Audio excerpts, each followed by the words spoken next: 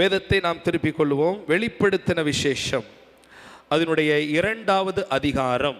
வெளிப்படுத்தின விசேஷம் அதனுடைய 2வது அதிகாரம், அதனுடைய 8வது வசனம் 9வது வசனத்தை நாம் வாசிக்க போகிறோம். வெளிப்படுத்தின விசேஷம் 2வது அதிகாரம் அதனுடைய 8வது வசனம் 9வது வசனத்தை நாம் வாசிக்க கேட்போம். சிமிர்னா சபையின் தூதனுக்கு நீ எழுத வேண்டியது என்னவென்றால், முந்தினவரும் பிந்தினவரும் சொல்லுகிறதாவது, உன் கிரியைகளையும் உன் உபத்திரவத்தையும் நீ ஐஸ்வர்யமுள்ளவனாய் இருந்தும் உனக்கு இருக்கிற தரித்திரியத்தையும் தங்களை யூதர் என்று சொல்லியும் யூதராயிராமல் சாத்தானுடைய கூட்டமாய் இருக்கிறவர்கள் செய்யும் தூஷணத்தையும் அறிந்திருக்கிறேன். கவனமாய் கேளுங்கள், கவனமாய் கேளுங்கள். வெளிப்படுத்தின விசேஷத்திலே திவ்ய வாசகனாகிய யோவான், வேதத்தில் 2 யோவான் இருக்கிறார்கள். ஜான் தி பேப்டிஸ்ட் என்று ஒருவர் இருக்கிறார். அவர் இயேசு கிறிஸ்துவுக்கு ஞானஸ்நானம் கொடுத்தவர்.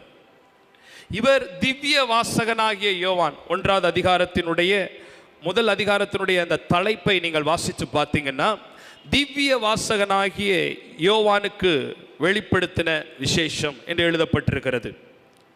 இந்த யோவான் ஒரு தரிசனத்தை பார்க்கிறார்.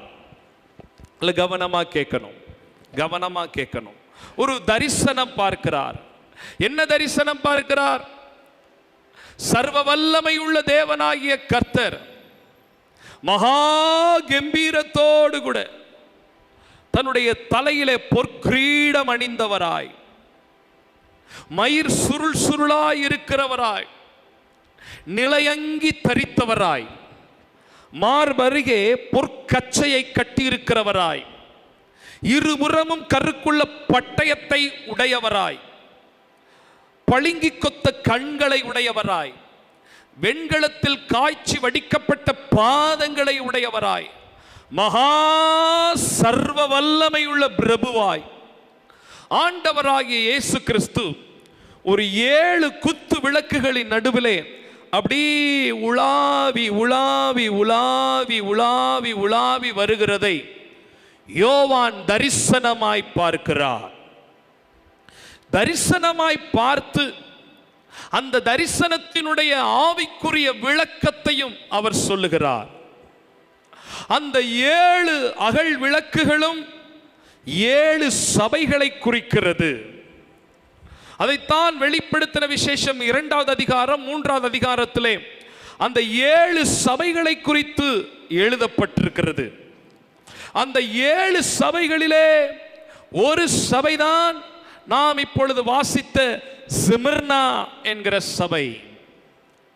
இன்றைக்கு இந்த சபையை குறித்து தான் நாம் தியானிக்க போகிறோம். வெளிப்படுத்தின விசேஷத்தில் இருக்கிற 7 முக்கியமான சபைகள்.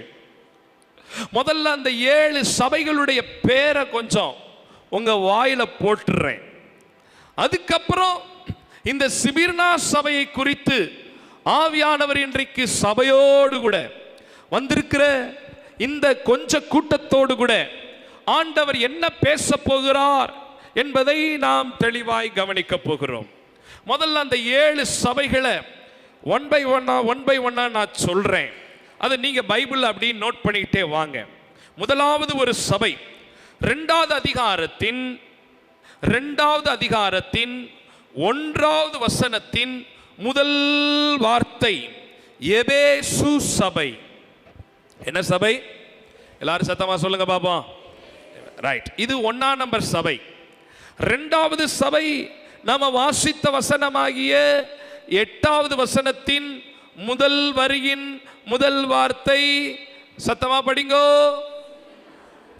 சிமிர்னா சபை. 3வது சபை அதே அதிகாரத்தின் 12வது வசனத்தின் முதல் வசனத்தின் முதல் வரியின் முதல் வார்த்தை பெர்கமு சபை. சொல்லுங்க.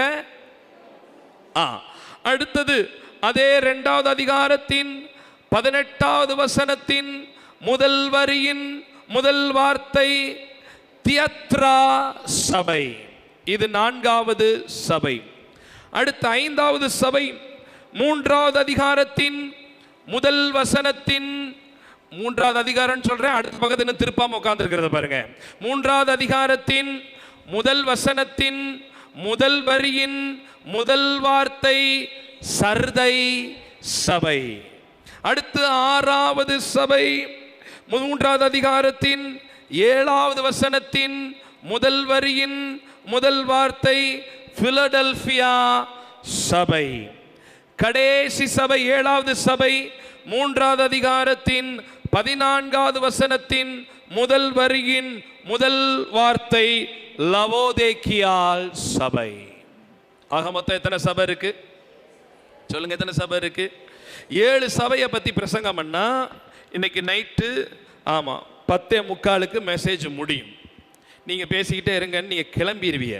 அதனால ஒரு சபையை குறித்து மாத்திரம் தெளிவாய் கிளியரா என்னால் முடிஞ்ச அளவுக்கு பரிசுத்த ஆவியானுடைய துணையோடு கூட எவ்வளவு தெளிவா புரிய வைக்க முடியுமோ உங்களுக்கு புரிய வச்சு, அதிலிருந்து இன்றைக்கு ஆவியானவர் என்னோடு என்ன பேசுகிறார் அப்படிங்கிறத கற்றுக்கொள்ள ஆவியானவர் கிருபை தருவாராக. எத்தனை பேர் என்னோடு கூட சேர்ந்து ஃபாலோ பண்ணி வர்றீங்க? அல்லேலூயா. நல்ல ஒரு அல்லேலூயா சொல்லுவோமே. ஆமென். டி மேஜர் டீம் என்ன எதுல கை வச்சிருக்கீங்கம்மா? அல்லேலூயா. Praise God. Thank you Jesus. நன்றி ஆவியானவரே, நன்றி ஆவியானவரே. ரைட், ஒவ்வொன்றாக நம்ம தியானிக்க கர்த்தர் கிருபை தருவாராக. சரி, இப்ப இந்த சிமிர்னா வேதத்துல இந்த 7 சபையில 2 சபையை பத்தி மாத்திரம் ஆண்டவர் குறை சொல்லாத சபைகள். ரொம்ப ஆண்டவர் குறை பேசல அந்த சபையை குறித்து. ஜஸ்ட் ஆண்டவர் அந்த சபையை அப்ரிஷியேட் பண்ணி இருக்கிறார். அப்படின்னு சொல்லதா இருந்தா 2 சபை தான் சொல்ல முடியும். ஒன்று இந்த சிமிர்னா சபை, இன்னொன்று பிலடெல்பியா சபை. நீங்க முடிஞ்சா இன்னைக்கு நைட்டுக்குள்ள இந்த 2 அதிகாரத்தை, 2வது அதிகாரத்தை 3வது அதிகாரத்தை ஒரு கோ த்ரூ பண்ணுங்க. நீங்க படிச்சு பாருங்க. இந்த சிமிர்னா சபையையும் பிலடெல்பியா சபையை குறித்து ஆண்டவர் எந்த குறையும் பெருசா சொல்லல. நல்ல ஒரு முன்மாதிரியான ஒரு சபையாக கர்த்தர் இந்த 2 சபையும் வைத்திருக்கிறார். அதுல இந்த சிமிர்னா சபை மிக சிறந்த ஒரு திருச்சபை. இதை குறித்து 3 காரியங்களை பார்க்க போறோம். சரி, நல்ல கவனமா கவனிங்க. பைபிள் பார்க்கறத விட்டுட்டு என்னை கவனிங்க. இந்த சிமிர்னா அப்படிங்கிறது it's not a church name. இது ஒரு இடத்தின் பெயர், அந்த ஊரினுடைய பெயர். அது இன்றைக்கு இருக்கிற துருக்கி, டர்க்கி என்று சொல்லப்படுகிற அந்த நாடு, அந்த நாட்களிலே அது சிமிர்னா என்று அழைக்கப்பட்டது. அப்ப இந்த சிமிர்னா அப்படிங்கிறது சபையின் பெயர் அல்ல, ஒரு இடத்தின் பெயர். அந்த ஊர்ல ஒரு பிரபலமான தொழில் ஒன்று நடந்து வந்துச்சு. இப்ப சில ஊர்களில் பார்த்தீங்கன்னா சில தொழில்கள் அந்த ஊருக்கே உரித்தான தொழிலா இருக்கும். ஃபார் எக்ஸாம்பிள், இப்ப சின்னாலப்பட்டி அப்படின்னு எடுத்துக்கிட்டோம்னா ஒரு நெசவு தொழில் அந்த காலத்துல. இப்ப நிறைய மாற்றம் வந்திருக்கலாம். எங்க பார்த்தாலும் வீடு வீடுக்கு அப்படி அந்த தறி நெய்வாக சின்னாலப்பட்டினா அந்த காரியம். சிவகாசி அப்படின்னு எடுத்துக்கிட்டோம்னா இப்ப வரைக்கும் வீடு வீட்டுக்கு பட்டாசு தயாரிக்கிற தொழில் உண்டு. அப்படி கடலோர பகுதிகள் மணப்பாடு, ஆலந்தலை, இடுந்தகரை, பெரியதால, ஒவரி அந்த பக்கம்லாம் எடுத்தீங்கன்னா முழுக்க முழுக்க மீனவ சமுதாயம். அவங்களுக்கு மீன் பிடிக்கிறது தான் நான் சொல்றது. மெஜாரிட்டி ஆஃப் த பீப்புளை சொல்றேன். மீன் பிடிக்கிறது அவங்களுடைய தொழில். அதை தவிர வேற ஒன்றும் தெரியாது. அப்படி ஒவ்வொரு ஏரியாவிலையும் ஒரு தொழில் உண்டு. அப்ப சிமிர்னா என்கிற இந்த பகுதியில் இருந்த ஒரு தொழில் என்ன அப்படின்னா, நல்ல கவனமா கவனிக்கணும். அவங்க ஊர்ல குழி நோண்டுவாங்க. நோண்டும் போது ஒரு விதமான கல் கிடைக்கும். அந்த கல்லை வச்சுக்கிட்டு அந்த ஊர்ல இருக்கிற ஒரு மரம், அந்த மரத்தினுடைய பட்டைகளை உரிச்சு இந்த கல்லையும் அந்த மரப்பட்டையையும் சரியான விகிதத்தில், சரியான ரேஷியோல ஒன்னா போட்டு நொய்யு நொய்யு நொய்யு நொய்யு நொய்யு நொய்யுன்னு இடிச்சு அதை பொடியை ஆக்குவாங்க. அப்படி ஆக்கப்படுகிற அந்த பொடி உலகத்திலேயே, உலக நாடுகளிலேயே தலை சிறந்த பெர்ஃபியமாக, வாசனை பொருளாக அது பயன்படுத்தப்பட்டது. தேசத்தின் பல இடங்களில் இருந்து சிமிர்னாவுக்கு வந்து இந்த பொடியை வாங்கிட்டு போவாங்க. இட் இஸ் வெரி எக்ஸ்பென்சிவ், பயங்கரமான காஸ்ட்லி. நீங்க பழைய காலத்தினுடைய அந்த சரித்திரத்தை நாம பார்க்கும் பொழுது, ஆசியா கண்டத்திலிருந்து, இந்திய தேசத்திலிருந்து பல இஸ்லாமிய மக்கள் சிமிர்னாவுக்கு போய் இதை பல விலை கொடுத்து இதை வாங்கி கொண்டு வந்திருக்கிறாங்க. இதற்கு ஆங்கிலத்தில் அந்த பொடிக்கு பெயர் என்னன்னா மெர் என்று பெயர். தமிழிலே 2 வார்த்தைகள் சொல்லலாம்.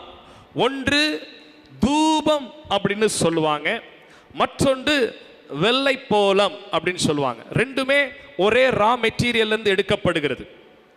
இயேசு கிறிஸ்து பெத்லகேமிலே பிறந்திருக்கும் போது அவரை பார்ப்பதற்கு 3 சாஸ்திரிகள் போனார்கள். போகும்போது அவங்க கொண்டு போன 3 பொருட்கள் பொன், தூபம், வெள்ளை போலம். அதுல பொன்னை விட்டுட்டு அந்த தூபமும் வெள்ளை போலமும் எடுக்கப்படுகிறது தான் இது மிர். பயங்கரமான வாசனை, அவ்வளோ மகிமையான ஒரு வாசனை. அதனுடைய ஒரு சின்ன சிட்டிகை, ஒரு சின்ன பொடியை எடுத்து நம்ம ட்ரெஸ்ல போட்டா 1 வாரத்துக்கு 7 நாட்களுக்கு அந்த ஸ்மெல் வந்துட்டே இருக்கும், வந்துட்டே இருக்கும், வந்துட்டே இருக்கும். அதுக்கு இடையில நீங்க இந்த துணியை துவைச்சாலும் அந்த வாசம் போகாது. ஆமா, இப்ப இருக்கிற ஸ்ப்ரேலாம் போட்டிருக்கமானே தெரிய மாட்டேங்குது. சில நேரத்தில் ரொம்ப காஸ்ட்லியா வாங்கினா ஒரு 2 நாளைக்கு வாசம் வரும், அவ்வளவுதான். ஆனா அதை லைட்டா போட்டாலே அவ்வளோ 7 நாட்களுக்கு தொடர்ந்து வரக்கூடிய ஒரு வாசம். அப்ப இது சிமிர்னாவில் நிறைய உற்பத்தி செய்தார்கள். குடிசை தொழிலை போல செஞ்சு செஞ்சு வீடு வீட்டுக்கு செஞ்சு செஞ்சு வீட்டில் ஒரு குடோன்ல ஒரு ரூம்ல ஸ்டோர் பண்ணி வச்சிருக்கிறாங்க.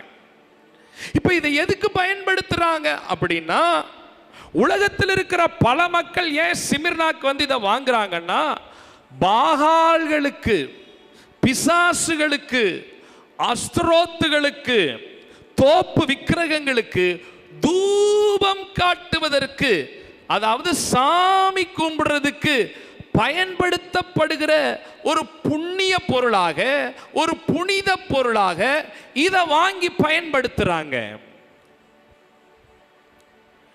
எதுக்கு வாங்குறாங்கன்னா, ட்ரெஸ்ல போடுறதுக்கு இல்ல, வாசனை தனக்கு வர்றதுக்கு இல்ல, சாமிக்கு படைக்க, சாமிக்கு தூபம் காட்ட, சத்ருவுக்கு, பாகால்களுக்கு, அதாவது ஐடில் வர்ஷிப் பண்றதுக்கு, விக்கிரக ஆராதனை செய்வதற்கு, தூபம் காட்டுவதற்கு இதை பயன்படுத்தி கொண்டிருக்கிறார்கள்.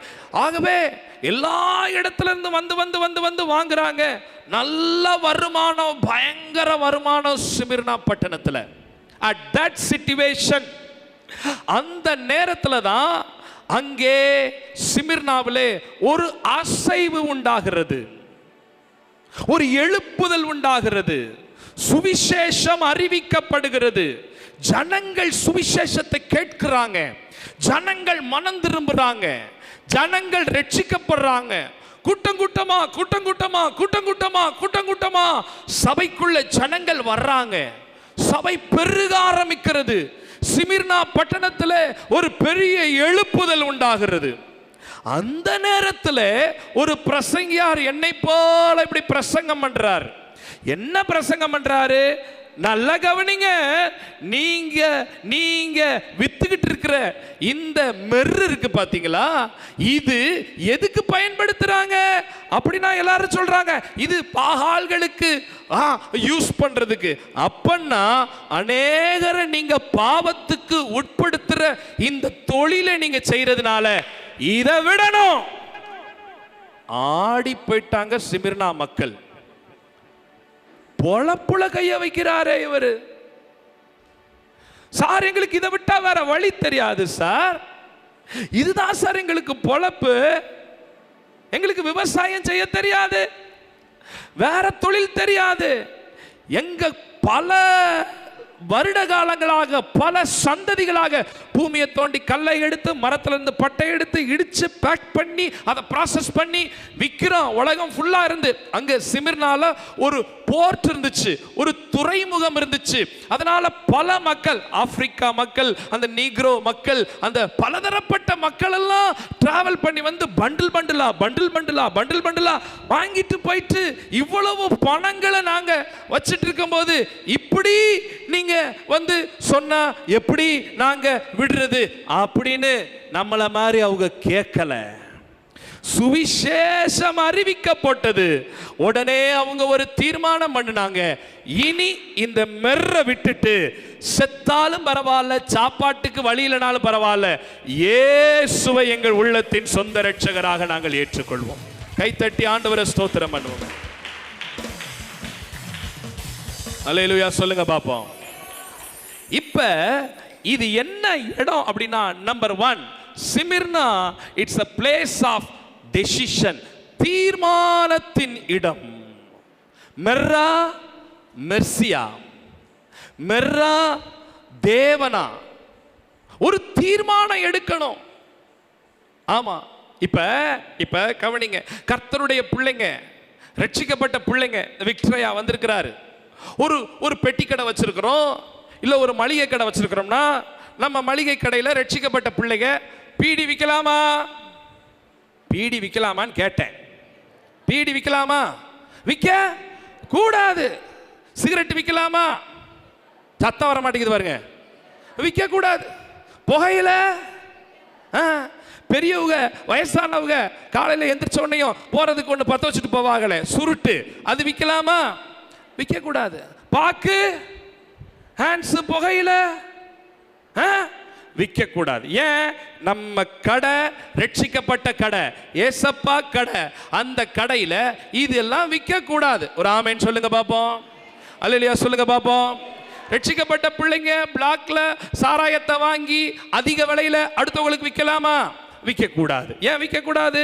அது நம்ம அடுத்தவங்கள பாவத்துக்கு உள்ள செலுத்துறோம். இப்ப அது மாதிரி தான் இந்த இடத்துல இயேசுவா நம்ம தொழிலா அப்படின்ற ஒரு தீர்மானம் வரும் பொழுது அவங்க யோசிக்கல, இயேசு எங்களுக்கு தேவை அப்படிங்கிறதுனால அந்த தொழிலை தூக்கி எறிகிறதற்கு முன் வந்தார். இப்ப இத மனசுல வச்சுக்கிட்டு 9வது வசனத்தை படிங்க, உங்களுக்கு நல்லா புரியும். 9வது வசனத்தை படிங்க, உங்களுக்கு நல்லா புரியும். படிங்க. உன் கிரியைகளையும் உன் உபத்திரவத்தையும் நீ ஐஸ்வர்யம் உள்ளவனாய் இருந்தும் உனக்கு இருக்கிற தரித்திரியத்தையும் போதும் நான் அறிந்திருக்கிறேன். அப்ப எதை ஆண்டவர் சொல்றாரு? எப்பா, நீ ஒரு காலத்துல ஐஸ்வர்யமானா இருந்த, ஆனா இன்னைக்கு காசு இல்லாம தவிக்கிற. ஒரு காலத்துல நீ உன்னுடைய இந்த இவ்வளோ பெரிய தியாகம், இவ்வளோ பெரிய கிரியை யாரு செய்வா? இவ்வளோ பெரிய சாக்ரிஃபைஸ் நீ பண்ணி இருக்கிற அந்த கிரியையை நான் பார்க்கிறேன், அந்த கிரியையை நான் பார்க்கிறேன். நீங்க ஆண்டவர் நம்ம கிட்ட சொல்ற முதல் காரியம் என்ன தெரியுமா? எப்படிப்பட்ட தீர்மானத்தை நம்ம எடுக்கிறோம். நல்லா கவனிக்கணும். ஒவ்வொரு நாளும் நம்ம வாழ்க்கையில ரெண்டு ஆப்ஷன் நம்ம கூட வந்துகிட்டே இருக்கும். இதுவா அதுவா, அதுவா இதுவா, இதுவா அதுவா, இதுவா அதுவா. நாம தான் எந்த தீர்மானம் எடுக்கிறோன்றதுல இருக்கு. இது இங்கன்னு இல்லை, ஏதேன் தோட்டத்தில் ஆண்டவராகிய இயேசு கிறிஸ்து வைக்கும் போதே ஜீவனுக்கு ஏதுவான ஒரு பாதை, மரணத்துக்கு ஏதுவான பாதை, 2 பாதையை வச்சார். இந்த பழத்தை சாப்பிட்டினா மரணத்துக்கு ஏதுவான பாதை, இந்த பழத்தை அவாய்ட் பண்ணிட்டினா ஜீவனுக்கு ஏதுவான பாதை. 2 ஆப்ஷன். எதை நீ டிசைட் பண்ற? இன்றைக்கு வரைக்கும் நம்முடைய வாழ்க்கையில ஒவ்வொரு முறையும் 2 ஆப்ஷன்ஸ் நம்ம கூட வந்துகிட்டே இருக்கு, நம்ம கூட வந்துகிட்டே இருக்கு. ஒன்னு ஆவிக்கு அடுத்தது, இன்னொன்னு மாம்சத்துக்கு அடுத்தது, ஒன்று இயேசுக்கு அடுத்தது, ஒன்று உலகத்துக்கு அடுத்தது. நம்ம தான் கர்த்தருடைய பிள்ளைங்க டிசைட் பண்ணணும், எதை நான் தேர்ந்தெடுக்க போகிறேன். இன்னைக்கு கூட ஆராதனைக்கு ஆமா, ஆராதனையா புது நன்மையா? ரெண்டு ஆப்ஷன். புது நன்மைக்கு போய் பிரியாணி சாப்பிடுறதா, ஆராதனைக்கு போறதா? எதை நம்ம தெரிந்தெடுக்கிறோம்? சில நேரத்தில் சில இடங்கள்ல ஒரு தொழில்ல ஒரு சின்ன பொய் சொல்லிட்டா போதும், 2000 ரூபாய் நமக்கு கிடைக்கும். ஆத்தாடி, 2000 ரூபாயா? 4,500 ரூபாய் நோட்டா? 2 நாளைக்கு சோப்புக்குள்ள வச்சு செலவுக்கு சமாளிச்சிடலாமே, சின்ன பொய்த்தானே. அப்ப உள்ளுக்குள்ள ஆவியானவர் நம்ம கிட்ட சொல்லுவார், இங்க பாரு 2000 ரூபாய்க்காக நீ பொய் சொல்ல போறியா? 2000 ரூபாய்க்காக நீ பொய் சொல்ல போறியா? வேண்டாம் அப்படின்னு ஆவியானவர் சொல்லுவார். இன்னொரு பக்கம் பேய் சொல்லும், ஒரே சின்ன பொய் தான், 2000 ரூபாய் 4 பச்சை நோட்டு 200 ரூபாய் கவருக்குள்ள வச்சு ஆண்டவருக்கு லஞ்சமா தசமா கொடுத்துடலாம், மீதி 1800 ரூபாய் நம்ம சமாளிக்கலாம் அப்படின்னு பிசாசு சொல்லுவான். அப்பதான் நம்ம தீர்மானம் பண்ணணும், மெர்ரா மெர்சியா இயேசுவின் நாமத்தில் போ பிசாசே, நான் உண்மையா உழைச்சு எனக்கு கிடைக்கிற காசு போதும், அந்த 2000 ரூபாய் எனக்கு வேண்டாம். அல்லேலூயா, ஆமென். Decision is ours. நம்ம தான் தீர்மானம் பண்ணணும். சில தீர்மானங்களை யோசிச்சுலாம் எடுக்க கூடாது, இம்மீடியட்டா எடுக்கணும், உடனே எடுக்கணும். வண்டியை ஓட்டிக்கிட்டு போயிட்டே இருக்கும்போது லெஃப்ட் சைட்ல டாஸ்மார்க் தெரியுது. இப்ப உள்ளுக்குள்ள ஒரு போராட்டம், ஸ்ட்ரைட்டா போறதா லெஃப்ட் போறதா?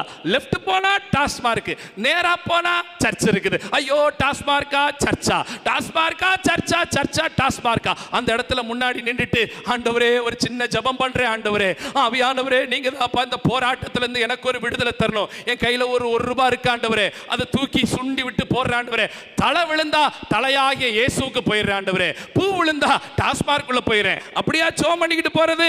அடுத்த செகண்ட் தீர்மானம் பண்ணணும், இயேசுவின் நாமத்தினாலே ஒரு முறை நான் மனம் திரும்பிட்டேன், இனி இந்த டாஸ்மார்க்ல எனக்கு வேலை இல்லை, நான் கர்த்தருடையவன். Immediate decision. இந்த சிமிர்னா சபை மக்கள் யோசிக்கல. கர்த்தருடைய வார்த்தை வந்தவனே, ஐயோ இவ்வளவு இலக்கணுமா? நோ, தூக்கி போடு, இயேசு எங்களுக்கு தேவை. அது தீர்மானம் ஒன்னு எடுத்துட்டோம் அப்படின்னா, ஆமே. சிலுவை என் முன்னே, உலகம் என் பின்னே, சிலுவை என் முன்னே, உலகம் என் பின்னே, பின்னோக்கே நான். அப்ப தீர்மானம் எடுக்கிற இடம், the place of decision. மெர்ரா மெர்சியா. இன்னைக்கு கர்த்தர் நம்மோட பேசுறார். பல நேரத்தில் நம்முடைய ஆவி போராடிக்கிட்டே இருக்கு. உள்ளுக்குள்ள ஆவியானவர் சொல்றார், இதை செய், இதை பண்ணு, இதை கொடுத்துரு, இது ஆண்டவருக்காக செய். இன்னொரு பக்கம் பிசாசு போராடுது, எப்படி எதுக்கு? அப்ப நமக்கே தெரியும் எதை ஆவியானவர் பேசுறாரு, எது சாத்தான் பேசுது. தீர்மானம் சரியாக எடுக்க வேண்டும்.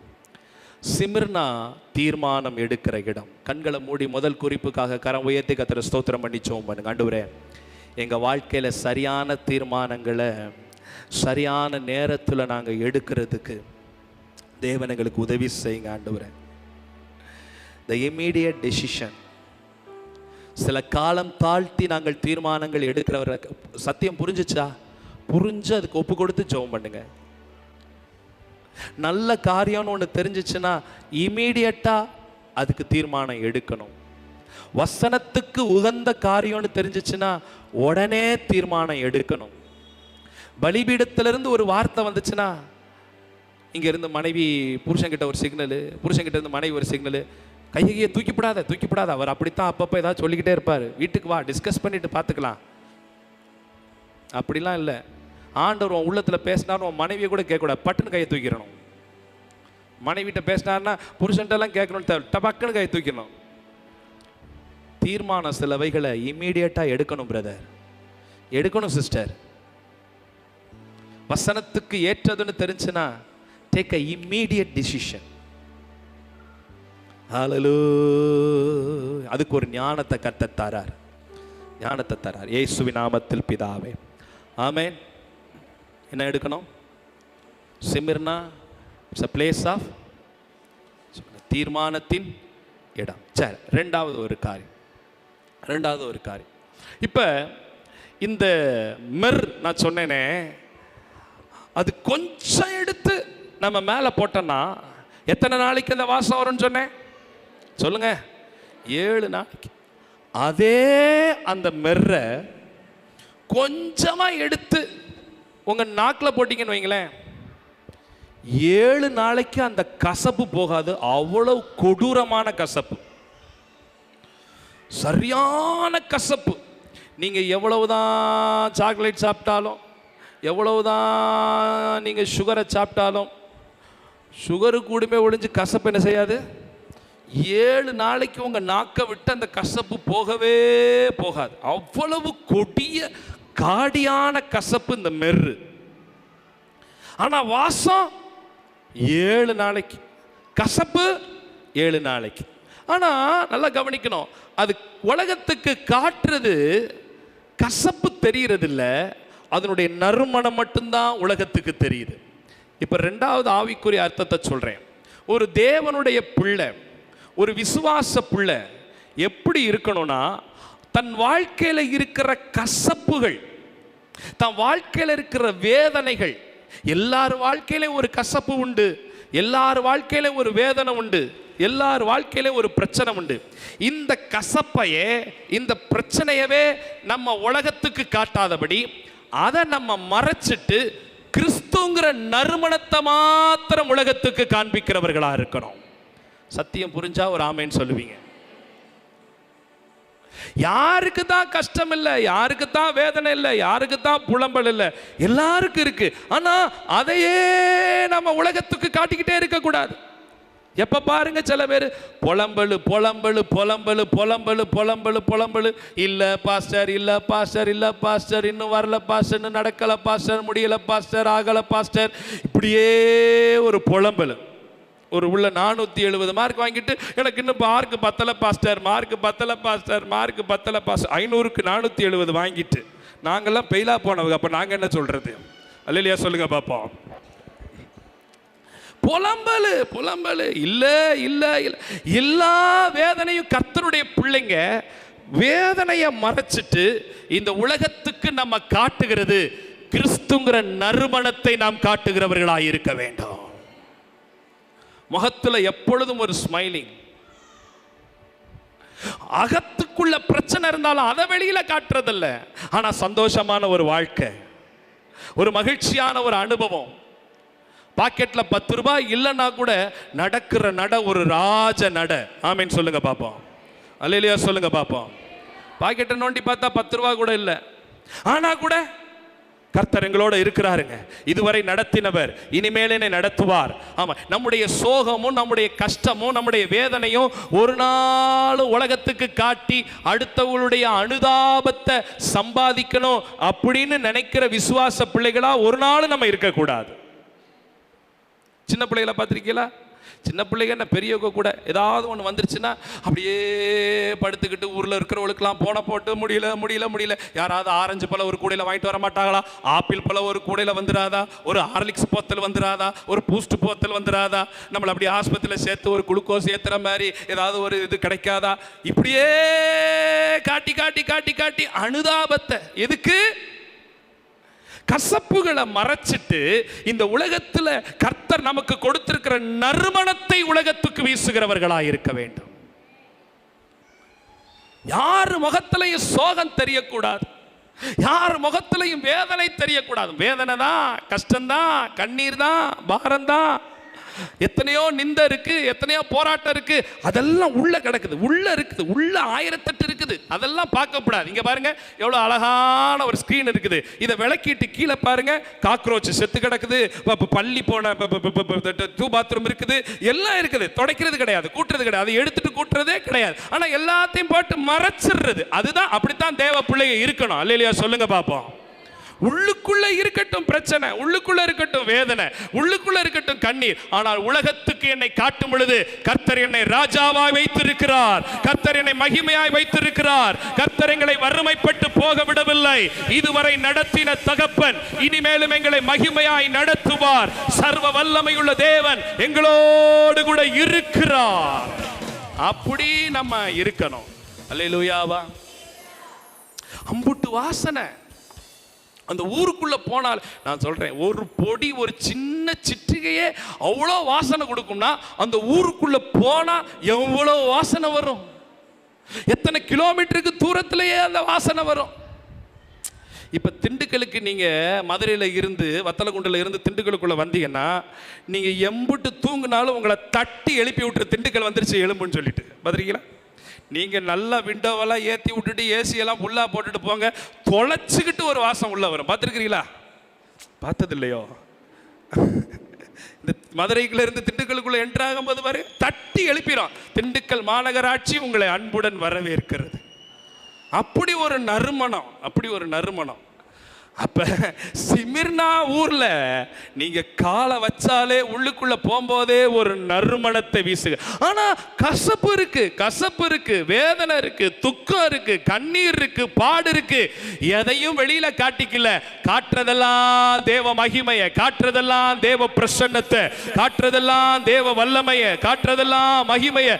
எல்லா ஊழியக்காரங்களுக்கும் அவ்வளோ பிரச்சனை, அவ்வளோ வேதனை, அவ்வளோ கண்ணீர் இருக்கு. எல்லாம் முதுகுக்கு பின்னாடி குத்தி இருக்கு. ஆனா பலிபீடத்துல வந்து நிக்கும் போது வெள்ளச்சட்டையை போட்டு அப்படி நடத்தும் போது தேவ மகிமைய, தேவ பிரசன்னத்தை, தெய்வத்தை மட்டும் காண்பிக்கிறவர்களா இருக்கிறோம். அதனால ஒரு நாள் வரும் பொழுது கர்த்தர் கசப்புகளை மதுரமா, ஆமா, இங்க வந்து நின்றுபிட்டு எனக்கு அப்படி இருக்குது, எனக்கு இப்படி இருக்குது, எனக்கு இப்படி இருக்குதுன்னு ஒவ்வொன்னா இங்க இதை காட்டுறதுக்கா நான் வந்திருக்கிறேன். அவர் பிரசன்னத்தை உலகத்துக்கு காட்டுறதுக்கு கர்த்தர் என்னை அழைச்சிருக்கிறார். அல்லேலூயா சொல்லுங்க பாப்போம். சத்தமா அல்லேலூயா சொல்லுங்க பாப்போம். கசப்பை மறைத்து நறுமணத்தை காட்டுங்கள். ஆமே சொல்லுங்க பாப்போம். கசப்பை மறைத்து, கசப்பை மறைத்து, வேதனையை மறைத்து, கண்ணீரை மறைச்சு, எதை மட்டும் காட்டணும்? நறுமணத்தை மாத்திரம் காட்டணும். வர்றவங்க போறவங்கள்ட்டெல்லாம் உட்கார வச்சு என் கதையை கேளுங்க, என் கதையை கேளுங்க, என் கதையை கேளுங்க, என் கதையை கேளுங்கன்னு ஓட்டு பாடா படுத்தக்கூடாது. அல்லேலூயா சொல்லுங்க பாப்போம். ஆமென். நம்ம துக்கத்தை சொல்றதுக்கான ஒரே ஒரு இடம் அவர் சமூகம். என் சந்தோஷமே அது நிறைவான. அப்ப அவர் சமூகத்துல தான் கொட்டணுமே ஒளிஞ்சு ஒரு மனுஷனை உட்கார வச்சு அவங்கிட்ட கொட்டணும்னு தேவையில்லை. அவங்கிட்ட பேசும்போதெல்லாம் கர்த்தர் எங்களை நிறைவா வச்சிருக்கிறார், கர்த்தர் எங்களை ஆசீர்வாதமா வச்சிருக்கிறார். நாங்கள் ஆராதிக்கிற தேவன் எங்களை குறைவுபட உடல, கர்த்தருடைய மகிமை எங்கள் மத்தியில இருக்கிறது அப்படின்னு நம்முடைய நறுமணத்தை காட்டணும். முதல் குறிப்பு எத்தனை பேருக்கு புரிஞ்சிச்சு? முதல் குறிப்பு என்ன சொல்லுங்க பாப்போம். பாப்போம். தீர்மானத்தின் இடம். மெர்ரா மெர்சியா. மெர்சி அக்காவை சொல்ல நான் இப்ப தேவனுடைய கிருபையை சொல்றேன், தெய்வத்தை சொல்றேன். மெர்ரா மெர்சியா, உலகமா தேவனா. அப்ப என்ன தீர்மானம் எடுக்கணும்? பொய்யா உண்மையா? கோவப்பட்டு டென்ஷன் வரும்போது 4 சாத்தா பொறுமையா? பொறுமை. ஆமா பொறுமை. லஞ்சம் வாங்குறதுக்கு வாய்ப்பு இருக்கும் போது லஞ்சமா உண்மையா? கோபப்பட்டு அப்படி செம்ம டென்ஷனா இருக்கும் போது ஒரு கெட்ட வார்த்தையா? அப்படி பொறுமையா? ரெண்டும் நம்ம கூட டிராவல் பண்ணிட்டே வருது. ரெண்டு நம்ம கூட டிராவல் பண்ணிட்டே வருது. அப்பப்ப தீர்மானம் எடுத்து போ பிசாசே விரட்டி ஜெயமுள்ள ஒரு வாழ்க்கை வாழ்றதுக்கு ஆண்டவர் நமக்கு கிருபை தரார். அல்லேலூயா. ரெண்டாவது குறிப்பு என்னது? எதை மறைக்கணும்? எதை காட்டணும்? நறுமணத்தை காட்டணும். வேதனைல கண்ணீர்கள் பாரங்களை மறைச்சிருங்க, உங்களுக்குள்ளே வச்சுக்கிறங்க. உள்ளுக்குள்ள நம்ம எல்லாரும் மெழுகுவர்த்தியை போல உருகினாலும் உலகத்துக்கு நம்ம காட்டுறது அப்படி ஒரு சக்கரவர்த்தி மாதிரி நிற்கணும். ஆமேன்னு சொல்லுங்க பார்ப்போம். கிழிஞ்சு போயிருந்தாலும் உள்ளுக்குள்ளே தான் தையல் இருக்கணும், ஒழிஞ்சு வெளியில் தெரியக்கூடாது. அல்லேலூயா சொல்லுங்க பார்ப்போம். சத்தமா அல்லேலூயா சொல்லுங்க பார்ப்போம். கீழே விழுந்தாலும் மண்ணே ஒட்டக்கூடாது. அல்லேலூயா சொல்லுங்க பார்ப்போம். நீங்களை நடத்துகிறவர் கர்த்தராக இருக்கிறார். ஆமென். அல்லேலூயா. கர்த்தருக்கு மகிமை உண்டாவதாக. மூன்றாவது ஒரு காரியம் அந்த 9வது வசனத்தை நம்ம வாசிக்கும் போது உன் கிரியைகளை போதும், உன் கிரியைகளை, அந்த கடைசி வார்த்தை அறிந்திருக்கிறேன். அறிந்திருக்கிறேன் இருக்குதா? உன் கிரியைகளையும் உன் உபத்திரவத்தையும் நீ ஐஸ்வர்யம் உள்ளவனாய் இருந்தும் உனக்கு இருக்கிற தரித்திரியத்தையும் யூதரல்லாதவர்கள் சொல்லியும் யூதரானாலும் சாத்தானுடைய கூட்டத்தார் செய்யும் தூஷணத்தையும் என்ன செய்திருக்கிறேன்? அறிந்திருக்கிறேன். உன் கிரியைகளை அறிந்திருக்கிறேன். கடைசியா ஒன்று, Smyrna is a place of works, கிரியைகளின் இடம். ஆண்டவர் சொல்றாரு, சிமிர்னாவே உன்னுடைய கிரியைகளை நான் அறிஞ்சிருக்கிறேன், உன்னுடைய வேலைகளை நான் அறிஞ்சிருக்கிறேன், நீ எனக்காக பண்ண அந்த தியாகத்தை நான் அறிஞ்சிருக்கிறேன், இவ்வளோ பெரிய தொழிலை எனக்காக தூக்கி போட்டியே அந்த மிகப்பெரிய கிரியையை நான் அறிஞ்சிருக்கிறேன். மனுஷன் அறிகிறான் அறியல, அதை பத்தி கவலை இல்லை, நான் அறிந்திருக்கிறேன். இன்னைக்கு ஆண்டவர் நம்மோடு கூட மூன்றாவது பேசுகிற வார்த்தை, எதை நாம் செய்தாலும் அதை தேவன் அறிய வேண்டும். அதை மனுஷன் அறியணுங்கிற தேவை இல்ல, பாஸ்டர் தெரியணும், பாஸ்டருக்கு நான் செய்கிறது தெரியப்படுத்தணுங்கிற தேவை இல்ல, யாருக்கோ ஒருத்தருக்கு நான் பண்றத ஷோ பண்ணி காட்டணுங்கிற தேவை இல்ல. நான் செய்கிற ஒவ்வொரு கிரியைகளையும் தேவன் அறிந்திருந்தால் அது எனக்கு போதுமானது. புரிந்தவர்கள் ஆமென் சொல்லுவீங்க? புரிந்தவர்கள் சத்தமா ஆமென் சொல்லுவீங்க? இந்த ஃப்ரேஸை நல்லா புரிஞ்சுக்கணும். நான் கர்த்தருக்கு அடுத்த காரியங்கள் எதை செய்தாலும் அதை பாஸ்டர் தெரியணும், பாஸ்டர் அப்ரிஷியேட் பண்ணணும், அடுத்தவங்களுக்கு அதை ஷோ பண்ணி காட்டணும் என்கிற நோக்கத்தோடு நீங்கள் செய்கிற எந்த கிரியையும் பரலோக தேவன் ஒரு நாளும் அங்கீகரிக்க மாட்டார். நான் செய்கிற கிரியையை தேவன் அங்கீகரிக்க வேண்டும் என்கிற எண்ணத்தோடு செய்வோம் என்றால் அதை தேவன் அங்கீகரிக்கிறவராக இருக்கிறார். எதை செய்தாலும் எதை செய்தாலும் எதை செய்தாலும் பாஸ்டர் அப்ரிஷியேட் பண்ணணும், பாஸ்டர் கண்ணுக்கு இதை கொண்டு போய் காட்டிடணும். இப்போ விபிஎஸ் எடுக்கிறீங்க, இப்போ அதான் நமக்கு ஓடிக்கிட்டு இருக்கு. கிளாஸ் எடுக்கும்போது கூட அப்போ முந்தின நாள் ஒருத்தவங்க வசனம் சொல்லி கொடுத்துருக்குறாங்க, அடுத்த நாள் அடுத்தவங்க வசனம் சொல்லி கொடுக்கும்போது அவங்கள விட நான் சூப்பராக ஏதாவது பண்ணணுமே, என்ன பண்ணலாம், எங்கே போய் எதை பிடிக்கலாம், அந்த சாட்டை பிடிப்போமா, இந்த சாட்டை பிடிப்போமா, அதை பிடிப்போமா, இதை பிடிப்போமா, உன் நோக்கம் சரியில்லை, ஊழியம் ஃப்ளாப்பு. நான் ஒருத்தவங்களோட கம்பேர் பண்ணி என் ஊழியத்தை நான் செய்ய விரும்பல, ஒருத்தவங்கள விட பெஸ்டா நான் ஆண்டவருக்கு கொடுக்கணும்னு செய்ய விரும்பல. நான் என்ன செஞ்சாலும் பரலோக தேவன் அதை பார்க்கிறாரா, பரலோக தேவன் அதை அங்கீகரிக்கிறாரா, அது அங்கீகரிச்சா அது எனக்கு போதுமானது. இப்ப புரிஞ்சவங்க வராமேன்னு சொல்லுவீங்க. பாஸ்டர் அங்கீகரிப்பாரு, பாஸ்டர் குறை சொல்லுவாரு, பாஸ்டர் எதை சொல்லுவாரு, சுண்டல் பத்தலன்பாரு, பிரியாணியில பீஸ் இல்லன்பாரு, எதையாவது சொல்லிக்கிட்டே இருப்பார் பாஸ்டர். பாஸ்டருக்காக நான் செய்யறேன், நான் செய்யறது கர்த்தருக்காக செய்யறேன்ல. அவர் என்ன பார்க்கிறார்? அவர் பார்க்கிறார் சின்னதோ பெருசோ, குறைவோ நிறைவோ, சபைக்கு செய்யல, மனுஷனுக்கு செய்யல, என் கிரியைகளை கர்த்தர் பார்த்துக்கிட்டு இருக்கிறாரு. நான் என்ன மென்டாலிட்டியோட செய்கிறேன், நான் என்ன பர்பஸ்ல செய்யறேன், அடுத்தவங்களை மயக்கிறதுக்காக செய்யறேனா? இப்ப கூட நான் பிரசங்கம் பண்ணும்போது பாத்தீங்களா, எம்புட்டு நான் ப்ரிப்பேர் பண்ணிட்டு வந்திருக்கேன் பாத்தீங்களா, எம்புட்டெல்லாம் ஆராய்ஞ்சிட்டு வந்திருக்கேன் பாத்தீங்களா, என்னைய மாதிரி யாரு பிரசங்கம் பண்ண முடியும் அப்படின்னு நான் பிரசங்கம் பண்ணேன்னா என் பிரசங்கம் ஃபிளாப். என்னுடைய பிரசங்கத்தின் நோக்கம் இது மூலமா இந்த 3 பாயிண்ட்டை இந்த ஜனங்கள் உணர்ந்து இதுல ஏதாவது ஒன்ல தொடப்பட்டு ஒன்ல ஒப்பு கொடுத்துட்டாங்கன்னா அது மெசேஜினுடைய சக்சஸா இருக்கிறது. எத்தனை பேருக்கு புரியுது? நம்ம ஷோ இல்லை, நம்மளுடைய திறமை இல்லை. அந்த நீங்க அதை நல்லா மனசுல கொட்டி கொட்டி ஏத்திக்கணும். ஊழியம் செய்யற பிள்ளைங்க எல்லாரும் ஏத்திக்கணும். எனக்கு நான் செஞ்சது பெஸ்டா இருக்கணும், நான் செஞ்சது அப்ரிஷியேட் பண்ணப்படணும், நான் செய்யறது விரும்பப்படுறதா இருக்கணும். அந்த நோக்கமே நமக்கு வேண்டாம். என்னுடைய காரியங்கள் எல்லாம் கர்த்தர் பார்த்துட்டு இருக்கிறாரு. இந்த கையில நான் போடுற காணிக்க கூட இந்த கைக்கு என்ன செய்யக்கூடாது, தெரியக்கூடாது. எதை செய்தால், வேதத்தில் ஒரு வசனத்தில் இப்படி சொல்லப்பட்டிருக்குது. ஆண்டவர்கிட்ட வந்து சொன்னாங்களாம், ஆண்டவரே உங்க நாமத்தில் நாங்க பிசாசுகளை துரத்தணும் தெரியுமா, உங்க நாமத்தில் நாங்க அற்புதங்களை செஞ்சோம் தெரியுமா, உங்க நாமத்தில் தீர்க்க தரிசனங்களை உரைச்சோம் தெரியுமா அப்படின்னு ஏசப்பாட்ட வந்து சொன்னாங்களா. ஏசப்பா சொன்னாரா, அரியேன் கிளம்புட்டாராம். யார் நீயே தெரியாது, கிளம்பு. அப்ப ஏசப்பாவுடைய நாமத்துல செய்யறதையே ஆண்டவர் என்ன செய்வாரா? தெரியாது, கிளம்புன்றாரா. அப்ப என்ன சொல்ல வராரு? நீ என் நாமத்துல தான் செஞ்ச, ஆனா என்ன நோக்கத்துல செஞ்ச? என் நாமத்துல தான் ஊழியம் செஞ்ச, ஆனா என்ன பர்பஸ்ல செஞ்ச? என் நாமத்துல தான் டான்ஸ் ஆடின, என்ன நோக்கத்துல ஆடின? என் நாமத்துல தான் வர்ஷிப் நடத்தின. நீ ஒன்று பேய் நாமத்துல வர்ஷிப் நடத்தல, இயேசுவே வாழ்க இயேசுவே வாழ்கன்னு தான் வர்ஷிப் நடத்தின. ஆனா என்ன மோட்டிவ்ல நீ வர்ஷிப் நடத்தின? என்ன பாரு, என் ஷர்ட்டை பாரு, என் பேண்ட்டை பாரு, என் ஹேர் ஸ்டைலை பாரு, என் தாடியை பாரு, மீசையை பாரு அப்படிங்கிற எண்ணத்தோட நீ நடத்தினா நீ ஃப்ளாப்பு, நீ ஃப்ளாப்பு, நீ ஃப்ளாப்பு. உன் ஊழியம் ஃப்ளாப்பு. ஜனத்தை தேவனோட கனெக்ட் பண்ணணும், ஜனத்தை தேவனோட இணைக்கணும் அப்படிங்கிற தேவன் பிரியப்படுவாருங்கிற எண்ணத்தோட பாடப்படுற சின்ன பாட்டை கூட கர்த்தர் அங்கீகரிக்கிறவரா இருப்பாரியா?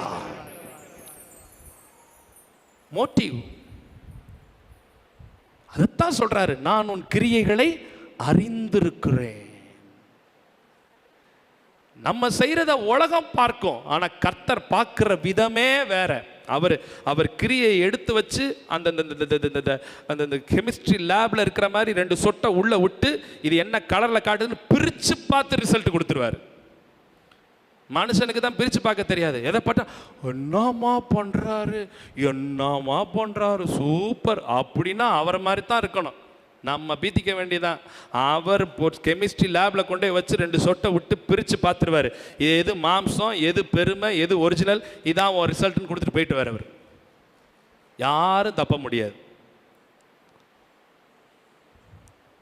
எந்த ஊழியத்தை செய்தாலும், எந்த கிரியை செய்தாலும் யாருக்கு செய்கிறேன் சொல்லுங்க, சொல்லுங்க, சொல்லுங்க, சொல்லுங்க. ஏசப்பாவுக்கு செய்கிறேன். எனக்கு மைக்கு கொடுக்கல, எனக்கு அது கொடுக்கல, எனக்கு பிளாஸ்க்கு கொடுக்கல. அப்போ பிளாஸ்க்குக்காகவா? எனக்கு பிளாஸ்க்கு கொடுக்குறாங்க, கொடுக்காம போகிறாங்க. மைக்கு கொடுக்குறாங்க, கொடுக்காம போகிறாங்க. எனக்கு வாய்ப்பு கொடுக்குறாங்க, கொடுக்காம போகிறாங்க. நான் எதை செய்தாலும் யாருக்காக செய்கிறேன்?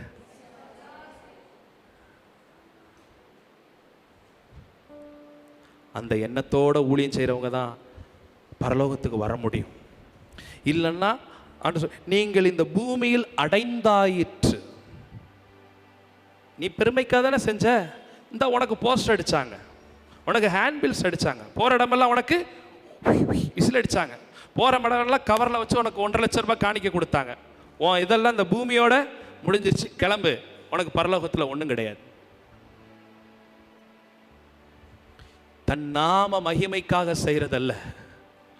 ஒவ்வொரு முறையும் நம்ம சபையில் திரும்ப திரும்ப சொல்கிறேன், ஊழியம் செய்கிற எல்லா பிள்ளைகளுக்கும் சொல்கிறேன், கொயரில் பாடுறவங்க, மியூசிக் வாசிக்கிறவங்க, கீபோர்டு வாசிக்கிறவங்க, யாராக இருந்தாலும், ஏற்கனவே வாசிச்சுக்கிட்டு இருந்த கீபோர்டு புள்ள ஏன் தெரியுமா கீபோர்டு வாசிக்காமல் போனா? அவங்க ஐயா சொல்கிறாரு என்கிட்ட ஃபோன் பண்ணி, என் புள்ள வாரம் பாட்டு பாட நீங்கள் விடணும். வாய்ப்பே இல்லை, கிளம்பிட்டேன். உன் திறமையை காட்டுறதுக்காயா சபை இருக்குது? என்னுடைய திறமையை காட்டுறதுக்கா சபை இருக்குது? என்னுடைய டேலண்ட்டை ஷோ பண்ணி காட்டுறதுக்கா சபை இருக்கு? சபையினுடைய ஒரே நோக்கம் உள்ள இருந்து வெளியில வரணும், வெளியில இருந்து உள்ள வரணும், உள்ள வந்தால் மேலே போகணும். அதுதான் சிம்பிள் பிலாசபி. சர்ச் அப்படின்னா ஒரே விளக்கம் தாங்க, சிம்பிள். வெளியில இருக்க ஆளு, உள்ள வந்த ஆளு, அதை செஞ்சாதான் அதுக்கு பேரு சபை. எத்தனை பேர் ஆமேன்னு சொல்ல முடியும்? நீங்கள்லாம் அந்த நோக்கத்தோட தான் வரணும். நாங்கள் வெளியில ஒரு நாள் இருந்தோம், கர்த்தர் எங்களை என்ன செஞ்சிருக்கிறாரு? இப்ப உள்ள எதுக்கு வச்சிருக்கிறாரு? எதுக்கு வச்சிருக்கிறாரு? அங்க போறதுக்கு, எங்களோடு கூட கொஞ்சம் பேரை கூட்டிக்கிட்டு போறதுக்கு. அதுக்குத்தான் சபை. உன் திறமையை காட்டுறதுக்கு ஆண்டு விழாகும், ஸ்கூல்ல நடக்கிற ஆனுவல் டேக்கு போ, பாட்டு பாடுற அந்த கச்சேரிக்கு போ, எங்க வேணாலும் போ. சபை எதற்கு கர்த்தர் வச்சிருக்கிறாரு? வெளியில இருக்கவங்களை உள்ள கொண்டு வந்து, உள்ள இருக்கவங்களை கரெக்ட் பண்ணி மேலே கொண்டு போறதுக்காக தான் சபையை கர்த்தர் கொடுத்திருக்கிறார். என் ஒவ்வொரு கிரியையும் கர்த்தர் பார்த்துக்கிட்டு இருக்கிறாரு. எத்தனை பேருக்கு 3வது குறிப்பு ஏற்றதா இருக்குது? ஏற்றுக்கொள்றீங்க. ஆமேன் சொல்லுங்க. அல்லேலூயா சொல்லுங்க. ஒரு பிரைஸ் லார்ட் சொல்லுங்க. ஒரு கைத்தட்டி ஆண்டவரை துதிங்க.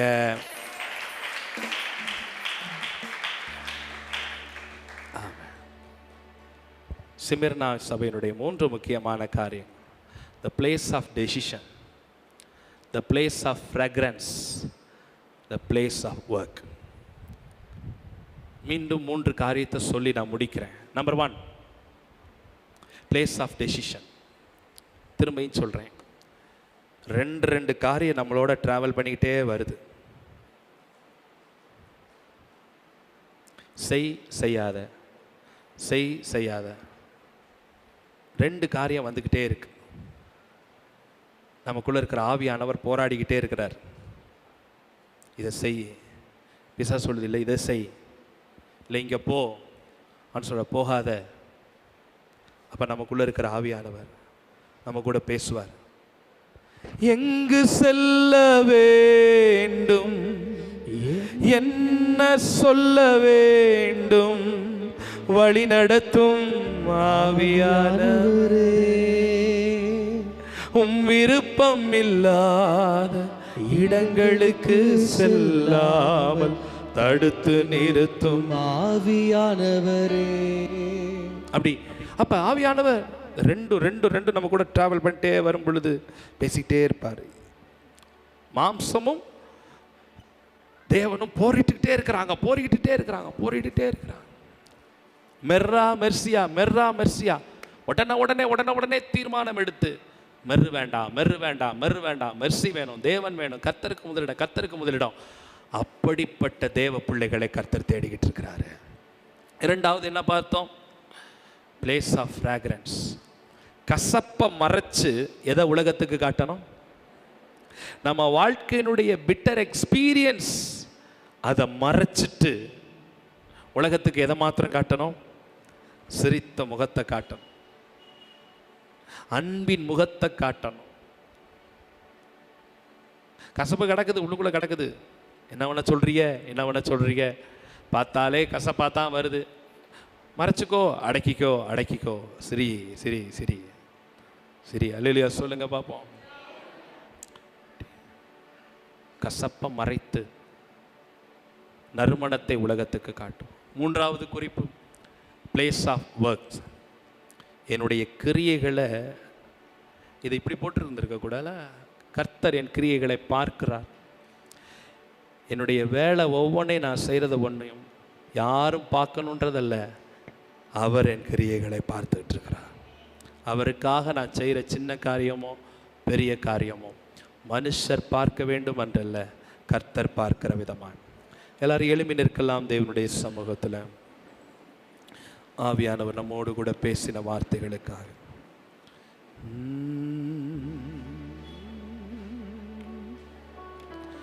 சிமிர்னா சபை, தேங்க்யூ ஜீசஸ். அந்த சபையினுடைய அனுபவத்தெல்லாம் கர்த்தர் இன்றைக்கு நம்மோட பேசியிருக்கிறார். இந்த 3 அனுபவங்கள் ஒரு 2 மினிட்ஸ் எடுத்து அப்படி கொஞ்சம் உங்களை நீங்கள் யோசிச்சு பாருங்க. எல்லாம் எழும்பி நிற்கலாம். ஃபர்ஸ்ட் முடிஞ்சவங்கெல்லாம் எழும்பி நிற்கலாம். ஒவ்வொரு பாயிண்ட்டையும் ஒரு 30 செகண்ட்ஸ் நம்ம மனசில் அப்படி ரீகால் பண்ணி பாருங்க. ஆப்ஷன்ஸ் நிறைய இருக்கு ஆண்டவரே, ஆனால் எது ஆண்டவரை வேதனைப்படுத்தாமல் இருக்கும்? ஆப்ஷன்ஸ் நிறையா இருக்கு. ஆண்டவரை எதை ஹேட் பண்ணாமல் இருக்கும்? தானியேலே, உனக்கு பாபிலோனில் வெஜிடேரியன் மீல்ஸ் இருக்குது, நான் வெஜிடேரியன் மீல்ஸ் இருக்குது. நீ எதை டிசைட் பண்ண போற? தானியேலே, உனக்கு பாபிலோனில் 2 டைப் ஆஃப் மீல்ஸ் இருக்கு. வெஜிடேரியன் இருக்கு, ஆனால் நான் வெஜிடேரியனில் போர்க் இருக்கு. நீ போர்க்கு சாப்பிடக்கூடாதுன்னு சொல்லிட்டு நீ எருசலேமில் இருக்கும்போதே உனக்கு கற்றுக் கொடுக்கப்பட்டிருக்கு. பட் இங்கே போர்க் இருக்கு. இப்போ என்ன பண்ணுறது? Choice is yours. வெஜிடேரியனா போர்க்கா? சுற்றி இருக்கிறவெல்லாம் அடிச்சு விட்றாயா? ஆனாலும் Daniel he was determined in his heart, I never touch, நான் அதை தொட மாட்டேன். தீர்மானம் உங்களுடையதாக இருக்கிறது தேவ பிள்ளைகளே. 2 காரியம் நம்மக்கிட்ட சூழ்ந்து வந்துக்கிட்டே இருக்கும்போது எது கர்த்தரை வேதனைப்படுத்தாததோ அதை உங்கள் வாழ்க்கையில் டிசைட் பண்ணுங்க, தீர்மானிங்க. உங்கள் வாழ்க்கையின் சோகத்தை வெளியில் காட்டாதீங்க, உங்கள் வாழ்க்கையின் நறுமணத்தை உலகத்துக்கு காட்டுங்க. உங்களை பார்க்குறவங்க கிறிஸ்துவை உங்கள் முகத்தில் பார்க்கணும், கர்த்தருடைய பிரகாசத்தை உங்கள் முகத்தில் பார்க்கணும். சே, அந்த புள்ள முகத்தை பாரு, அந்த பையன் முகத்தை பாரு, என்ன பிரைட்டாக இருக்கு. ஆனால் சோகம் இருக்கு, வேதனை இருக்கு, அதெல்லாம் உள்ளுக்குள்ள இருக்கு. ஆனால் என் முகம், என் வாழ்க்கை, என் செயல்கள் எப்பயுமே அவரை காட்டிக்கிட்டே இருக்கும், அவரை காட்டிக்கிட்டே இருக்கும். இயேசு கிறிஸ்து கல்வாரி சிலுவையில் தொங்கும்போது உங்களுக்கு தெரியுமா, கடைசி நிமிஷத்தில் பூமி அந்தகாரப்பட்டதுன்னு போட்டிருக்கு. ஏன் தெரியுமா? அவருடைய வேதனையை, அவருடைய அந்த கொடூரமான முகத்தை இனி உலகத்துக்கு காட்ட வேணான்னு சொல்லி அப்படி மேகம் ஹைட் பண்ணுச்சு. நீங்க பார்த்துருக்கீங்களா? ஆக்சிடென்ட் ஆகி முகம் செதஞ்சு போயிருக்கிறவங்கள, உடல் செதஞ்சு போயிருக்கிறவங்கள பாடியை காட்ட மாட்டாங்க, அப்படி ஒரு வெள்ளை துணியை போட்டு மூடிடுவாங்க. இதே தான் கல்வாரியில் நடந்துச்சு. அவர் முகம் சிதைக்கப்பட்டிருக்கிறத பிதா இந்த பூமிக்கு காட்ட விரும்பல. இம்மீடியட்டா என்ன தெரியுமா பண்ணாரு? ஒரு கார்மேகம் வந்து அவருடைய முகத்தை மூடிச்சு. ஆனா முகத்தை தான் மூடிச்சே ஒளிஞ்சு அந்த கல்வாரியின் பிரசன்னம் பூமி எங்கும் பரவினது. இன்னைக்கு ஆண்டவர் உங்ககிட்ட பேசிக்கிட்டே இருக்கிறாரு. உன் கடந்த காலத்தை, உன் வாழ்க்கையின் நாற்றத்தை, உன் வாழ்க்கையின் சாக்கடைகளை இனி வெளியே காட்டாத, அதை மறைச்சிரு, அதை மூடிரு. நறுமணத்தை மட்டும் காட்டு, கிறிஸ்துவின் சாயலை காட்டு. கடந்த கால பிட்டர் எக்ஸ்பீரியன்ஸ், கடந்த கால தோல்விகள், அவமானங்கள், நிந்தைகள், இழப்புகள் ஹைட் பண்ணு. Show the presence of God. நறுமணத்தை மாத்திரம் காட்டு பிள்ளைய. கிரியை மனுஷன் பார்க்கணும். நல்ல ஆண்டவர் சொல்றார் சிமிர்னா சபையை பார்த்து, நான் உன் கிரியைகளை அறிந்திருக்கிறேன். அப்படிதான் டிக்ளேர் பண்றாரு. சிமிர்னாவில் இருக்கிற மக்கள் உன் கிரியை அறிந்திருக்கிறார்கள் அப்படி சொல்லல. ஊழியர்கள் உன் கிரியை அறிந்திருக்கிறார்கள் அப்படி சொல்ல. ஆண்டவரே சொல்ற, நான் உன் கிரியை அறிந்திருக்கிறேன். I know about your works. நான் அறிஞ்சிருக்கிறேன், எனக்கு தெரியும். அடுத்தவங்களுக்கு தெரியுது தெரியல, நீ வடிக்கிற கண்ணீர், உன் வேதனை, உன் கண்ணீர், உன் பாடு, கஷ்டம், கடன், வேதனை, துன்பம், வியாதி அடுத்தவங்களுக்கு தெரியுதோ தெரியலையோ, நீ ஊழியத்துக்காக பட்ட பிரயாசம், பண்ண செலவு தெரியுதோ தெரியலையோ, அவங்களுக்கு தெரியுது, இவங்களுக்கு தெரியுது, யாருக்கு தெரியுதோ தெரியலையோ, பரவாயில்ல, நான் அறிந்திருக்கிறேன் மகனே மகளே. அதுக்குரிய பலனை நான் உனக்கு கொடுப்பேன். எவ்வளவு மகிமையான வார்த்தை இல்ல? அல்லேலூயா. உம்மோடு இருப்பதுதான் உள்ளத்தின் வாஞ்சையா, சித்தம் செய்வதுதான்